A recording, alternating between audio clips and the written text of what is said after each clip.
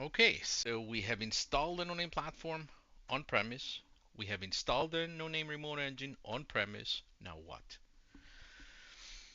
We need a way to be able to troubleshoot integrations, primarily integrations. Why am I latching on integrations? Primarily because we want to make sure that when we create an integration, when the traffic should flow into the integrated engine or the remote engine, we need to be able to make sure that is indeed flowing through, right?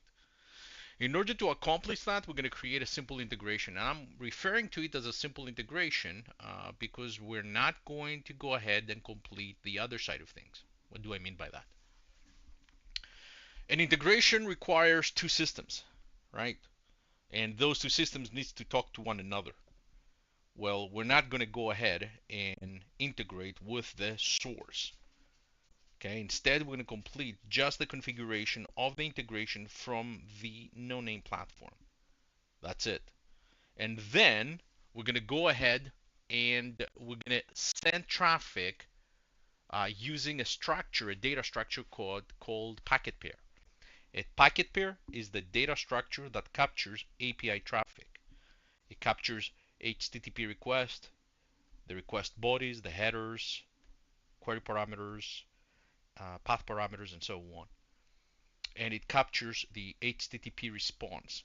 It packages them together and it sends them over to the no-name platform. Okay? So every time you create an integration, I don't care what integration that is, the engine is going to see the traffic packaged together into a structure called packet pair. And I'm going to show you what that packet pair looks like. Okay? And the main purpose of this exercise is to make sure that we're able to see traffic flowing through the different components that are important to identify, right? For both of us. Okay.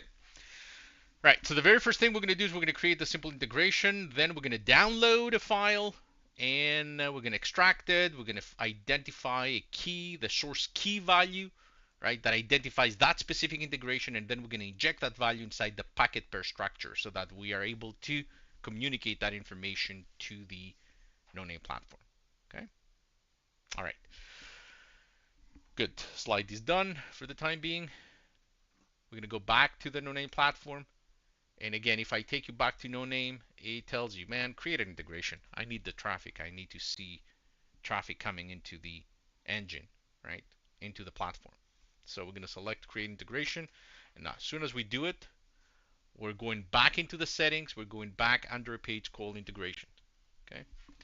There's three main tabs: traffic source and prevention integrations, workflows, and posture security. Posture security is there to decorate APIs with findings, security vulnerabilities, misconfigurations that are detected by tools like Wiz. That's what posture security. So you can integrate with Wiz. If I go posture security, I select that integration. Wiz is here. Amazon Web Services is here. Azure, F5, and so on. They're here. You integrate with them. You're able to fetch their findings and now decorate the corresponding APIs with those findings. It gives you a more holistic picture, right? More complete picture. The workflows is there to create integrations like for Slack, Jira, ServiceNow in order to manage your workflow from the perspective of the no-name security operator. Okay, so I see a vulnerability. I want to notify the corresponding owners. I create a Jira ticket just to give you a big picture. In fact, we created Jira integration in NS201 if you're interested. Right. What we're interested, however, in our course is a traffic source. Okay, traffic source. And again, traffic source and prevention, they're packaged together. You install them both and you turn on one or the other, whichever one you're interested. Well, if you turn on the traffic, you turn on the traffic source, and if you like, you turn on the prevention. And the prevention gives you the ability to block users, attackers from within the no-name platform. That's the benefit of prevention. Okay, gives you the ability to act, and it's fairly immediate. Okay, well, let me be more accurate. It's fairly immediate as compared to going through a Jira ticket, a ServiceNow ticket, sending an email to the corresponding owners, and so on, right? Okay, so we're going to create an ad integration. There's a good chunk of these integrations at this point, right? I don't know, a few dozen. The one we're going to use is Kong, and I'm using Kong because it's straightforward, immediate. I can easily unzip a file and find that traffic source, that source key. Okay, that's what I'm interested in, and it's a integration that doesn't require logs, right? We are interested in traffic that is pushed to the no-name platform, because then I can go ahead and push my communicate my packet pairs directly to the engine. If it was log, it will be a lot more complex, right? It involves a few extra steps. Okay, let's go with Kong. We're going to give it a name. I don't know. This is my training integration.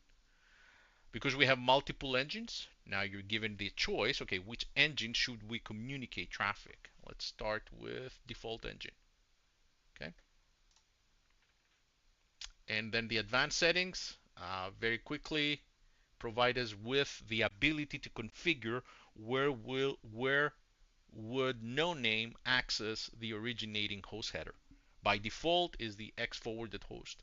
If your APIs use something else as opposed to the standard X forwarded host, you probably want to go ahead and add additional headers. You just double click and now you're given the choice to specify the header name, and then you can move it up and down in order to set priority.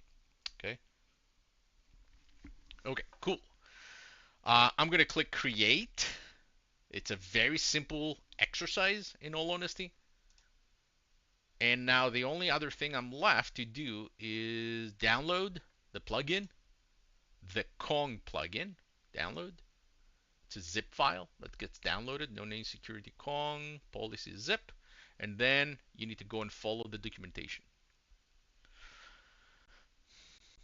So here's the documentation for Kong source and prevention integration. You will have to go through it. You will have to take now that plugin, move it to the corresponding Kong manager, and install it.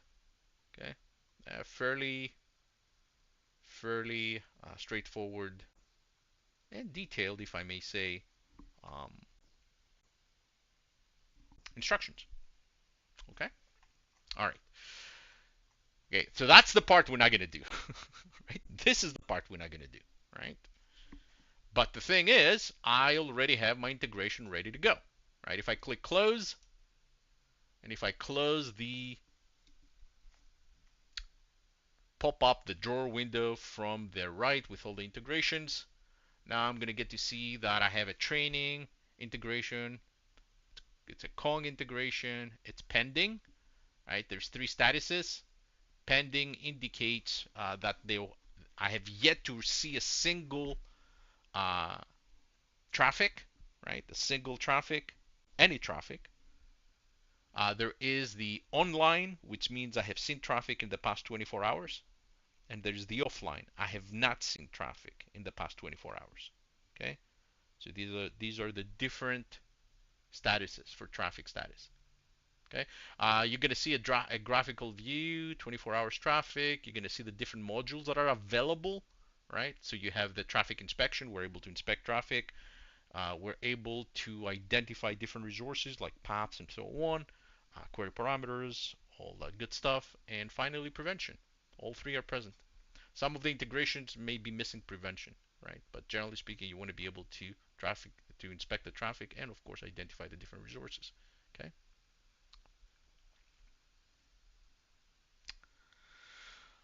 Um, good. By the way, by resources, they will be listed on this area. You may see hyperlinked. You will be going in it. And again, resources are relate to the, I don't know, the different nodes in your different APIs, different gateways in your Kong. Okay. Right. There are different columns. For example, you may have the different attackers, if any has been discovered, index, engine, which engine. Yeah, we can select engine, we can select the index. Unfortunately, these columns, as soon as I refresh the page, they will disappear, right? So there's nothing to persist in as of yet. right? So if I collapse columns and I scroll to the right, here they are, index 1, engine, right? I'll explain the index in a few minutes when we look at the packet pair. Okay, then it's going to make more sense. Okay, good. And the engine is here. Great. So we have our integration done. Let's go back to our slides. And that's the very first exercise. Okay. Section end.